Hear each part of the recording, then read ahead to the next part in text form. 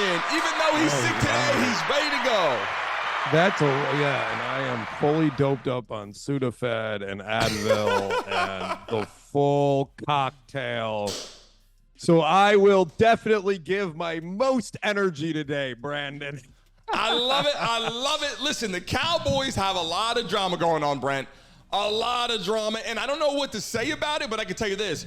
Dak Prescott has a lot of concerns, a lot of issues. Obviously, CeeDee Lamb's mom has taken it there to social media. Also, Micah Parsons' brother jumps on the air and just starts saying whatever he wants. And then Micah Parsons later backs up and says, hey, that's my brother. He has his own views. He tried to cover it up. But at the end of the day, I got to tell you, there's a lot of turmoil right now going on in Texas where you are. You're in the stadium all the time. You're at the Dallas Star all the time. What the hell is going on in Dallas, Brent? They're falling apart, baby. I think that, you know, obviously this is the postseason sort of they lost unexpectedly. There's some anger and they're upset. And we'll see how Jerry handles this. Look, Jerry doesn't give an F. He just doesn't care. These guys, they're coming. There's been lots of linebackers. There's been lots of defensive ends. There's been lots of quarterbacks. They come and they go. But one thing remains the same in Dallas, baby. Jerry Jones. He is the consistent, everlasting dinosaur. Dominant figure. So Jerry has to figure out what to do to appease his fan base and to kind of calm things down in the locker room. But yeah, the noise is growing. I don't know what you're going to do. I think Jerry loves Dak. I think Jerry knows it's hard to find a quarterback. I think Jerry knows he doesn't have one accessible at this point. And Dak's value isn't incredibly high right now. I don't know. I mean, could he trade him? Maybe.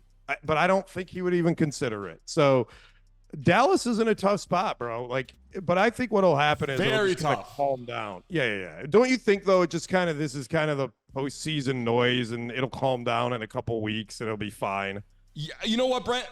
And I jumped right into this because I absolutely wanted to. But I will tell you this: being that you look 18, but you're in your 40s, which is very confusing because you found the fountain of youth.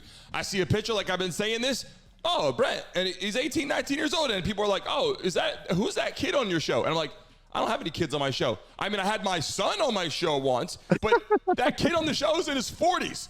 Daddy. So, Brent, are they falling apart like you start to fall apart in your 40s? Yeah, I'm falling apart, bro. Well, look, let's just face it, okay? You know, Brandon, this is a good point. I can't read the phone number on the screen right now. My eyes are done. I can't either. I'm the oldest 18-year-old on the planet.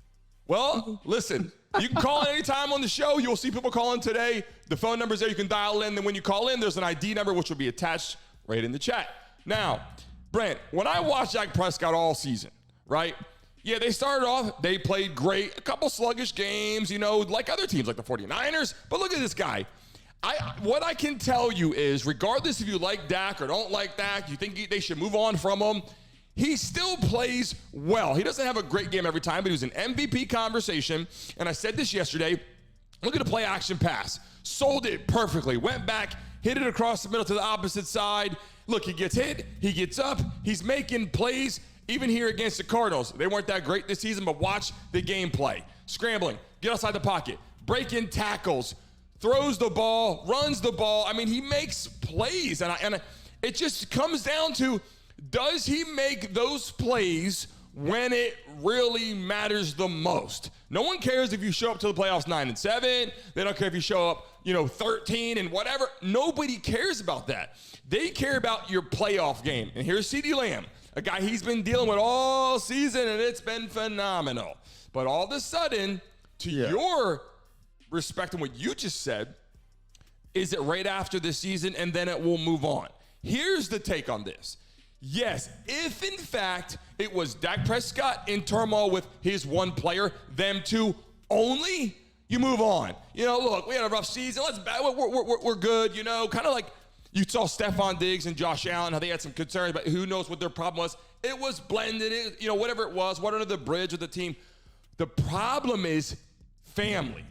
What's more important to you than your friends and your teammates? Your family, right? So at the end of the day, those people, CeeDee Lamb has to take his side with his mother. Even if he agrees or disagrees, Dak Prescott can't now come back at the mom and say, F you or yada, yada, because then him and CeeDee Lamb have more of a feud, even if she's wrong. Then Micah Parsons, right, comes to the play. His brother comes up and says some random conversation. We need to move on. Some of us want rings, and if you don't want to be there, you're not balling. My brother's going to be gone, yada, yada, yada, all that conversation. That will not go away.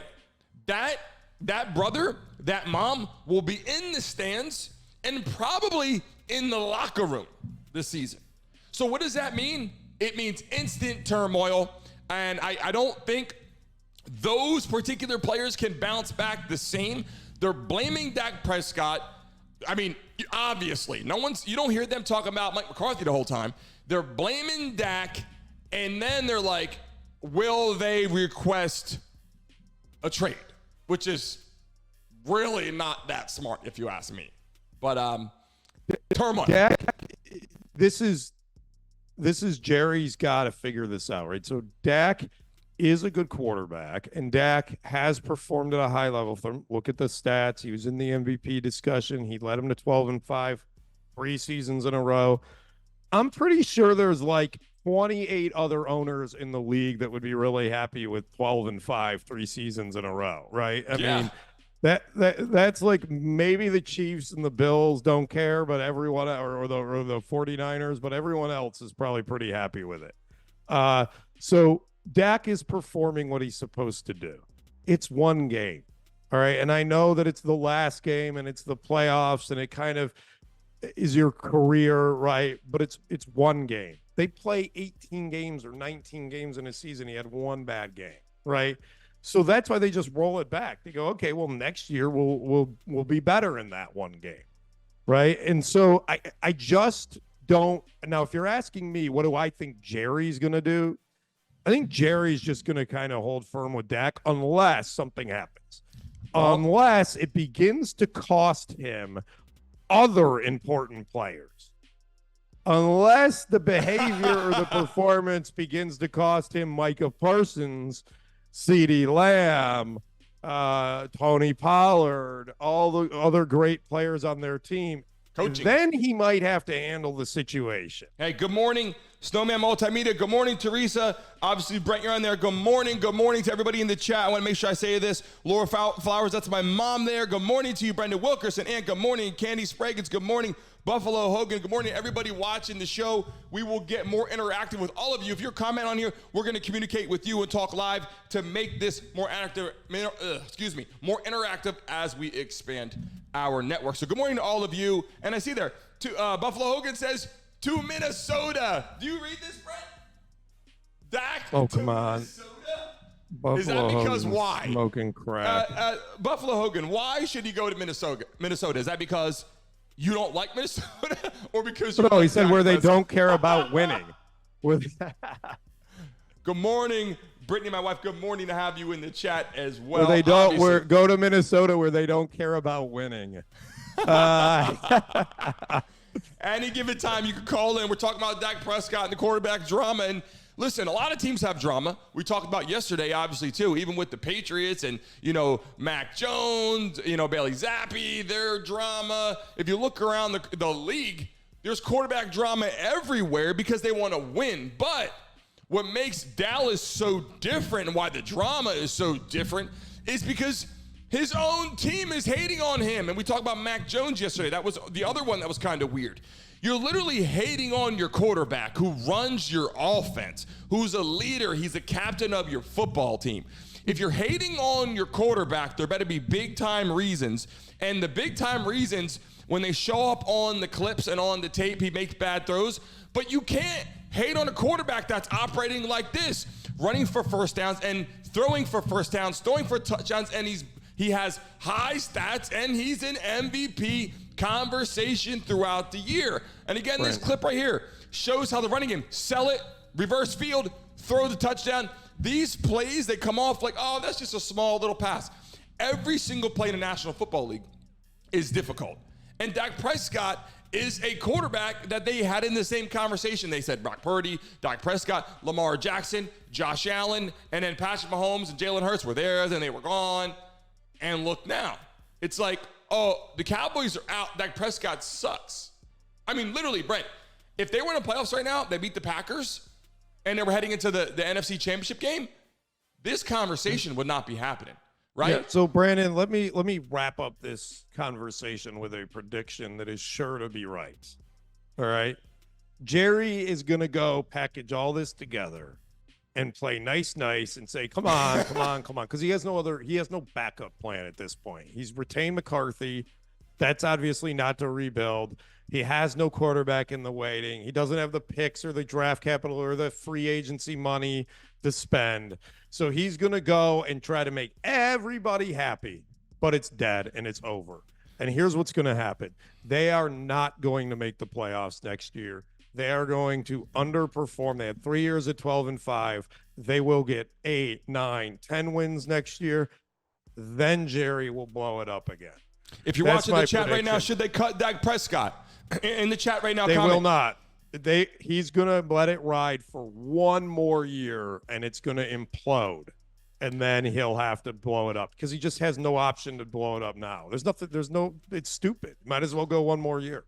But I want you to give, Brent, for people that are coming here and watch this live, and as we do on Fridays moving forward, we're going to have topics like this that we have a little bit of a stronger debate. I want you to tell me before we move on, there's two things I want to ask you. Is Dak Prescott good enough to be there? Like, I want to hear from what you got to say, because I know what I got to say.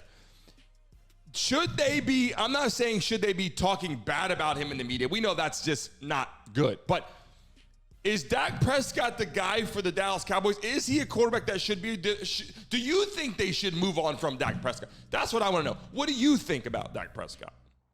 I think they have to move on from him, from all this stuff. Yes, I think they will move on from him. I don't think it will be this year. Right. It will be next season. Okay. Contract up. Jerry doesn't have any options. He hasn't played for this. He thought they were going to be in the championship game or in the Super Bowl this year. Like, he did not prepare for this. He didn't even go get a new coach. He kept the same coach. Dude, the blow up, the rebuild begins next season after they finish. Like, this is so agonizing as a fan in the NFL because you know what is going to happen. The Cowboys are done. We all know it. It's over.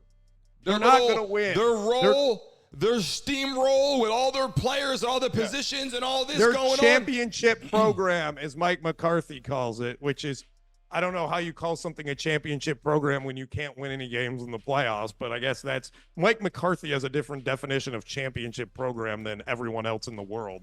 So they're Troy Aikman, Emmitt Smith, Michael Irvin conversation. Their is gone. The run with this team is over. He's going to have to rebuild, and he's going to spend the next year rebuilding. So last thing, is the only reason that he's there in your mind because of that freaking payday, that big contract he got? If it was, a little bit of money that Dak Prescott, if he just got a little bit of money, would he be gone already?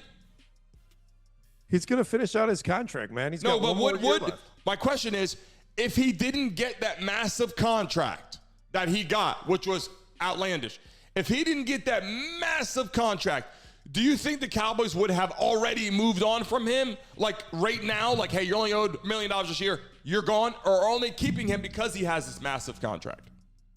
Well, I think they're keeping him because Jerry thinks there's still something left with this team. Obviously, that's why he brought McCarthy back. Yep. But he's under contract, Brandon, and you can't get rid of him. What are you going to do? There's no backup plan. There's no plan B.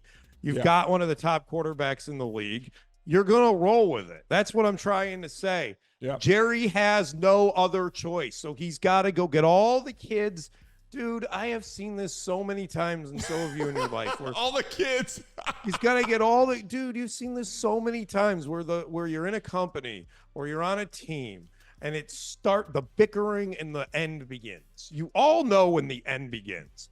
The end has started for the Cowboys, and Jerry's going to do everything he can to glue the pieces back together. At about week 6, they're all going to fall apart. McCarthy's going to get fired mid-season. You better write this down because we're going to grab this in about a year. McCarthy's going to get fired mid-season, and then he's going to clean house at the end of the year. They'll have a good draft pick. He might even trade Dak at some point. I don't know. We'll see. But Well, Brent, here, before we move on from that topic and why this is important, because people are going to click on this and watch, I will tell you this. I like Dak Prescott for these reasons only. He plays hard to his ability. Whether he's the best in the league or not the best in the league, they believed in him. He's with the Cowboys. I like how he plays.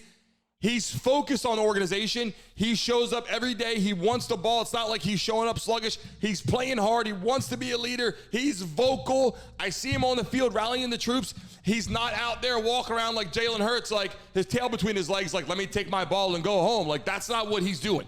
He's playing hard. They're just not getting it done as an organization. And quite frankly, the Cowboys lost to the Packers, who turned out to be a pretty good football team. I'm not saying that they shouldn't have beat the Packers, but I will tell you this, after watching Jordan Love, Aaron Jones, and then, Dobbs at the receiver position, watching them play last week, the Packers weren't as bad as people thought. So the Cowboys didn't get beat by a terrible team. They just didn't get where they wanted to go. We're going to move on. But I like Dak Prescott. I think CeeDee Lamb, his mom should chill out. I think Micah Parsons' brother should chill out. And I think those teammates, if they haven't already, I'm not saying they haven't, but if they haven't, they should be showing up at Dak Prescott's house like, dude, you're my brother. This is family talking smack because they want us to win. They're upset. They're disappointed in our season. They're not mad at you, really. They are disappointed because they want to win as bad as we want to win. We have a winning culture. It didn't happen, and that's why I think they need to mend that publicly. Social media, we're a family here. We're just talking smack. So like you said, a week or two can blow by. That's my take on it. Hey guys, thanks for watching and tuning into the Brandon Mason Show. Please remember to like and subscribe. Until next time.